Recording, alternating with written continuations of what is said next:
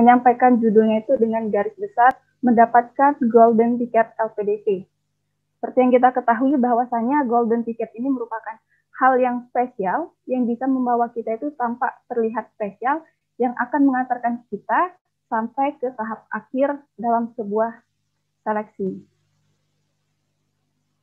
Jadi yang menciptakan Golden Ticket ini sebenarnya diri kita sendiri, dan siapa yang akan mendapatkannya tentu diri kita sendiri. Next, untuk mengawali sharing kali ini, sebelumnya teman-teman saya izin sharing, di sini bukan bermaksud menggurui, karena di sini tentu banyak teman-teman yang lebih pintar dan lebih segalanya. Untuk mengawali pada kali ini, saya mengatakan dengan statement, bagaimana kita itu menciptakan peluang. Melalui buatlah hal yang unik, karena semakin berbeda semakin dicari.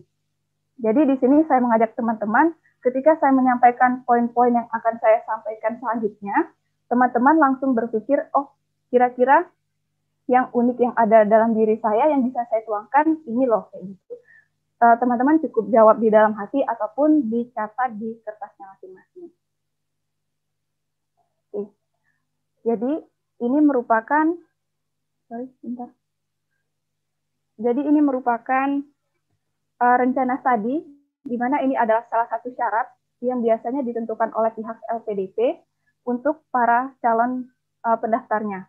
Jadi saya bandingkan dengan persyaratan yang ada di tahun 2019 dan 2020, karena itu merupakan tahun yang paling dekat ya dengan yang sekarang. Ternyata di tahun 2019 dan 2020, pihak LPDP tetap sama memberikan 4 komponen yang harus ada di dalam rencana studi, yaitu rencana studi dan rencana kuliah per semester, yang kedua topik tesis, yang ketiga aktivitas di luar perkuliahan, dan yang keempat silabus studi. Nah, tapi ternyata di tahun 2020 ada penambahan 1 poin, yang awalnya ada 4 poin yang harus ada di rencana studi, sekarang menjadi 5 poin di tahun 2020 kemarin, yaitu tentang deskripsikan rasional pemilihan bidang studi, perguruan tinggi, area disiplin keilmuan, dan relevansi terhadap kebutuhan institusi asal maupun pembangunan nasional. Ternyata ketika saya flashback, poin kelima ini merupakan poin proposal studi yang merupakan syarat administrasi di tahun 2019. Jadi, intinya di sini adalah bahwasanya LPDP itu ingin melihat rencana kita terkait 5 poin yang telah ada di depan layar saat ini. Kita masuk yang pertama. Di buklet LPDP itu tertulis jelas bahwasanya kita itu harus menuliskan poin seperti yang telah ditulis di nomor 1. Yang harus menjadi catatan teman-teman, di sini teman-teman harus menggunakan kalimat yang menjual serta menarik. Adapun poin yang harus ada, ini adalah minimal 4 poin. Teman-teman bisa mengkombinasi melalui imajinasi dan kreativitas teman-teman. Yang pertama, awali dengan sedikit statement terkait universitas dan program studi yang dipilih. Yang kedua, karena di sini ada keyword tentang rencana studi dan SKS per semester, tentunya kita sebagai seorang mahasiswa sudah memiliki rencana mengenai kira-kira nanti saya akan lulus dengan IPK berapa ya, kayak gitu. Nah, jadi menurut saya harus mencantumkan target IPK di dalam rencana studi tersebut. Kemudian, adanya juga rencana mengenai kira-kira kita akan menyelesaikan ini dalam kurun waktu berapa semester ya, atau dalam berapa tahun. Dan selanjutnya, karena diminta untuk rencana perkuliahan SKS per semester, maka cantumkan juga rencana SKS per semester itu. Kalau misal saya menggunakan tabel. Untuk lebih mudah memahaminya, di sini saya berikan sedikit contoh terkait pembukaannya. Statement pembukaannya saya berikan seperti ini. Saya seorang fresh graduate dari Universitas Sriwijaya. Sebenarnya di sini saya menyampaikan sesuatu yang tersirat, di mana itu adalah Universitas Sriwijaya. Sebagian orang tahu bahwasanya Universitas Sriwijaya ini merupakan universitas negeri yang telah berakreditasi A, sehingga pihak LPDP itu, oh berarti ini para yang mendaftarnya sudah diproses di universitas yang baik gitu. Kemudian saya bermaksud melanjutkan program magister ke Institut Pertanian Bogor yang merupakan perguruan tinggi terbaik di tahun 2020. Tentunya hal ini jangan asal mencantumkan saja, tetapi kita harus tahu kebenarannya. Ini berdasarkan Kemendikbud dan merupakan top 500 kampus terbaik versi CS World University 2020. Nah, jadi teman-teman di sini mulai cari tahu tentang kampus tujuan yang akan ditargetkan, kemudian cari tahu rankingnya berapa, dan lain sebagainya. Kemudian terkait rencananya, program studi yang ingin saya ambil adalah Magister Sains Agribisnis. Terus, total kredit yang harus diselesaikan untuk mendapatkan gelar magister adalah minimal menempuh 42 SKS. Dari mana saya mendapatkan informasi ini? Tentu sebelum saya mendaftar dan membuat rencana ini, saya sudah menanyakan ke kakak-kakak tingkat sebelumnya terkait informasi yang saya tuliskan di sini. Tiap satu semester total mata kuliah yang harus diambil adalah maksimal 15 SKS. Ini juga tergantung ya, karena setiap prodi walaupun sudah di dalam universitas yang sama, terkadang menetapkan kebijakan maksimal SKS yang berbeda. Saya memiliki target untuk menyelesaikan studi dalam kurun waktu 1,5 sampai 2 tahun dan mendapatkan predikat cum laude sampai summa cum laude. Di sini juga saya cantumkan tabel terkait rencana studi per semester yang akan saya ambil. Jadi di sini ketika kita sudah menyampaikan tabel ini, menurut saya akan menarik perhatian para penyeleksi ini bahwasanya kita memang telah memiliki rencana yang matang terkait studi yang akan kita jalankan nantinya. Selanjutnya, topik penelitian. Di dalam topik penelitian ini sebenarnya kita itu hanya membuat gambaran umum ya, terkait tema apa yang akan kita teliti. Kemudian, jangan lupa, walaupun ini hanya sekedar topik, teman-teman harus mencantumkan masalah apa yang kira-kira bisa diselesaikan oleh bidang studi yang ingin teman-teman tempuh. Untuk lebih jelasnya, nanti akan dijelaskan oleh narasumber kedua kita. Selanjutnya, yang ketiga, terkait aktivitas perkuliahan di luar studi. Lagi-lagi di sini saya memberikan saran untuk memberikan statement awal yang menarik. Jadi kayak gini, kita kan memang kuliah itu dituntut untuk melakukan kegiatan akademik seperti perkuliahan. Tapi di satu sisi kita juga perlu untuk mengembangkan soft competence yang ada di dalam diri kita. Sehingga misal bisa dimulai dengan kalimat seperti ini. Sebagai generasi muda, kita harusnya memiliki bakat dan soft kompetensi yang baik. Oleh karena itu, perkuliahan saja tidak cukup. Maka diperlukan ikut organisasi.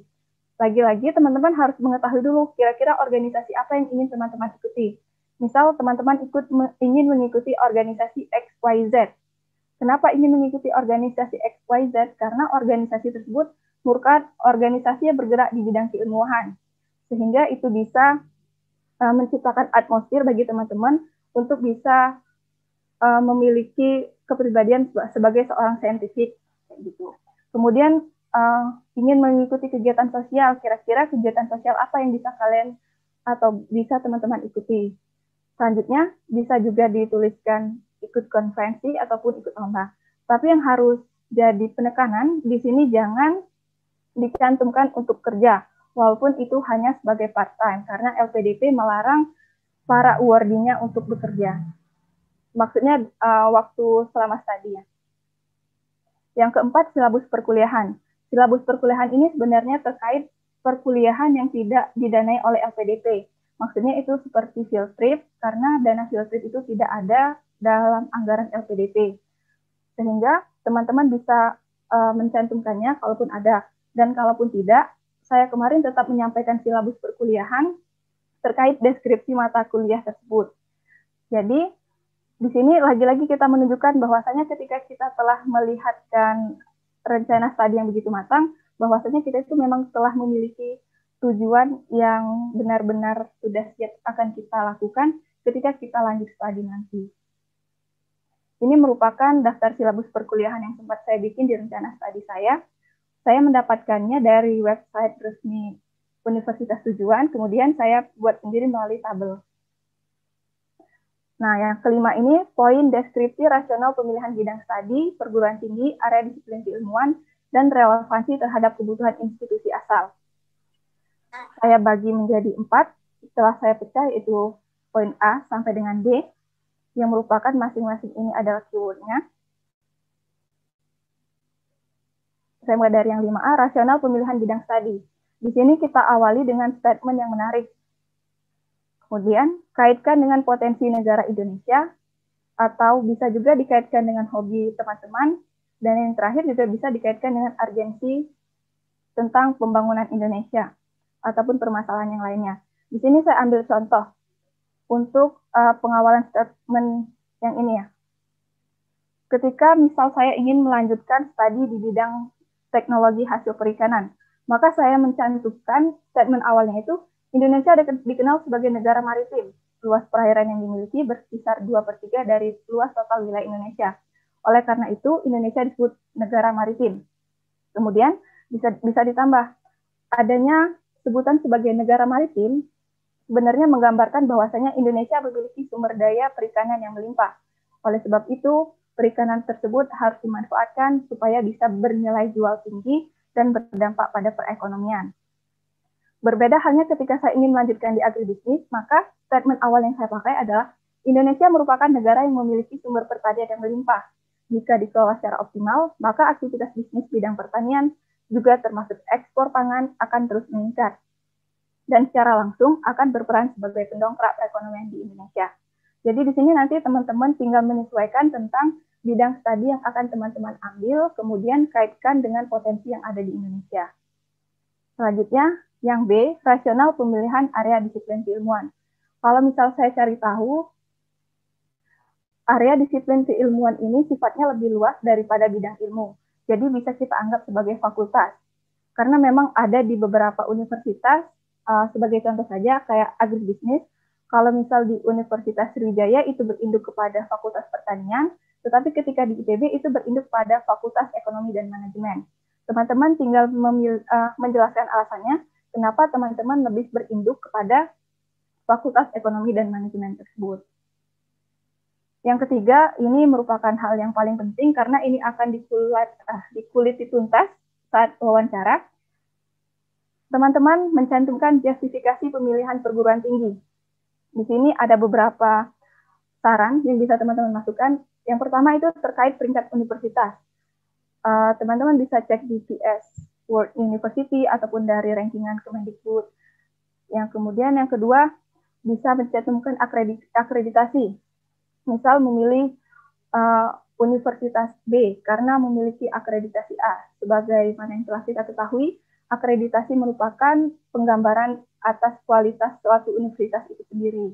Kemudian, teman-teman juga bisa memberikan alasan tentang track record alumni. Teman-teman bisa lihat, kira-kira alumni dari universitas tersebut udah memiliki track record kerja di mana, kemudian pengalamannya apa. Jadi di sana teman-teman bisa bahwasanya udah ada contoh alumninya memiliki potensi diri yang baik, sehingga ketika saya kuliah di sana, saya mengharapkan saya bisa mengembangkan potensi diri saya. Kemudian bisa juga diangkat melalui pengalaman dosen. Misal sekitar 80% dosen yang mengajar di program studi saya itu adalah lulusan luar negeri. Dilihat dari publikasi jurnal, bahwasanya sudah banyak sekali, misal sekitar berapa ratus jurnal yang telah terindeks Scopus dan lain sebagainya. Kemudian teman-teman juga bisa mencari alasan terkait teknologi canggih. Misal terkait penelitian yang memiliki alat untuk mendukung penelitian teman itu adanya di Universitas B. Jadi mau tidak mau teman-teman harus melanjutkan studi di perguruan tinggi B supaya bisa melancarkan rencana penelitian yang akan dilaksanakan. Selanjutnya bisa juga dikaitkan dengan mata kuliah yang diperlukan. Misal ada beberapa mata kuliah yang tidak ada di universitas lain yang memang itu hanya ada di universitas tujuan teman-teman. Yang D, relevansi terhadap kebutuhan institusi asal maupun pembangunan nasional.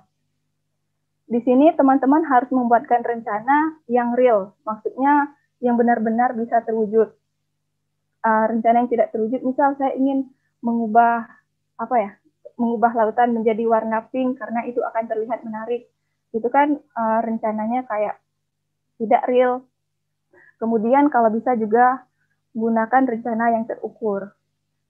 Teman-teman bisa milih mau berkontribusi pada pembangunan apa, pendidikan, SDM, ekonomi, budaya, ataupun infrastruktur.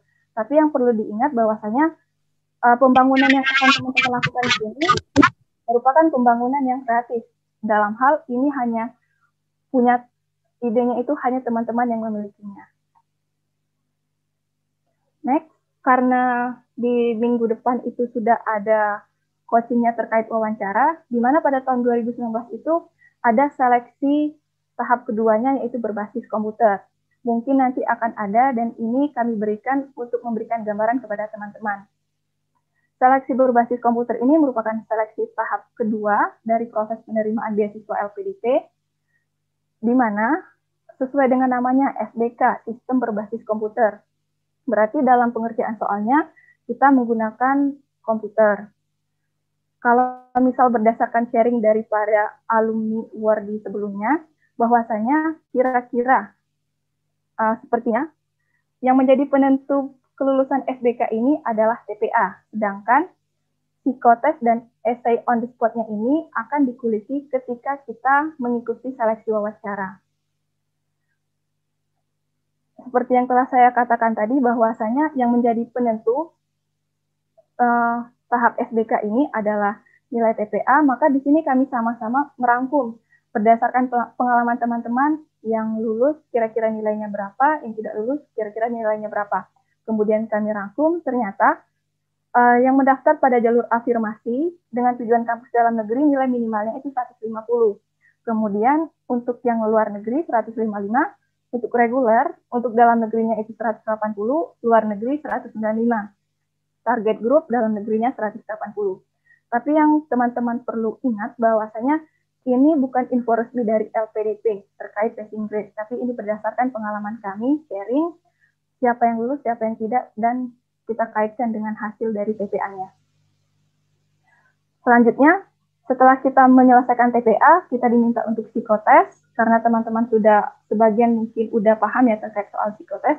Di sini yang akan saya berikan adalah terkait essay on the spot. Jadi essay on the spot ini kita akan diberikan suatu kasus yang pastinya kasus ini merupakan isu yang terkini yang sedang terjadi di Indonesia, di mana isunya dikaitkan dengan bidang studi yang teman-teman pilih. Tips yang pertama itu adalah perbanyak latihan, karena untuk mengerjakan essay on spot ini waktunya sangat terbatas, yaitu 30 menit. Kalau misal kita tidak latihan, maka mungkin akan kesulitan untuk mencari-cari ide ataupun untuk mengetiknya di komputer. Ini merupakan rangkuman dari topik IELTS tahun 2019 kemarin. Teman-teman bisa baca, nanti insya Allah materinya akan saya kirim. Kemudian saat mengerjakannya, ada pun tips yang bisa digunakan. Yang pertama itu langsung fokus pada yang telah diberikan. Kemudian kita langsung kaitkan dengan masalah dan jangan lupa kita memberikan solusi yang realistis. Seperti yang telah kita ketahui bahwasanya pembagian esai itu ada 3, yaitu pembukaan, body, dan penutup. Untuk pembukaan ini teman-teman bisa mencantumkan informasi umum terkait pengetahuan-pengetahuan umum teman-teman. Kemudian teman-teman bisa mengubah pertanyaan dari soal yang telah diberikan menjadi sebuah kalimat yang sudah dikaitkan dengan sedikit masalah. Kemudian pada isinya teman-teman keluarkan ide ataupun bisa gunakan pemikiran terkait potensi yang bisa teman-teman gunakan untuk memecahkan permasalahan tersebut. Dan yang terakhir, teman-teman bisa mengulangi kalimat pertanyaannya, jangan lupa berikan solusi atas permasalahan tersebut. Nah, jadi ini tips terakhir dari saya, bahwasanya ketika kita sudah memilih untuk terjun memperjuangkan sesuatu, ingatlah bahwasanya bukan hanya kita yang ingin memperjuangkannya. Siapa yang paling bersungguh-sungguh, maka dialah yang akan berhasil.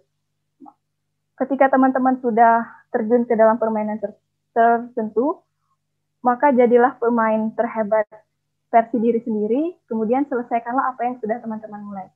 Jangan lupa untuk minta doa, restu dari orang tua, keluarga, dan juga teman dekat.